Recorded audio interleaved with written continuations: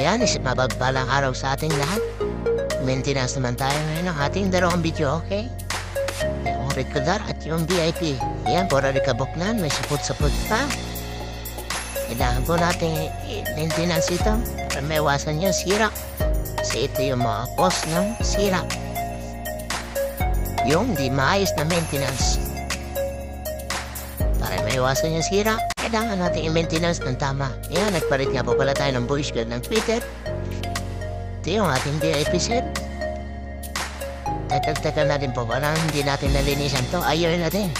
Ayan, puro alikabok. May mga sapot na. Prepare na natin to. And this months, marami na naman nagrarenta. Ayan, thank you so much. God bless.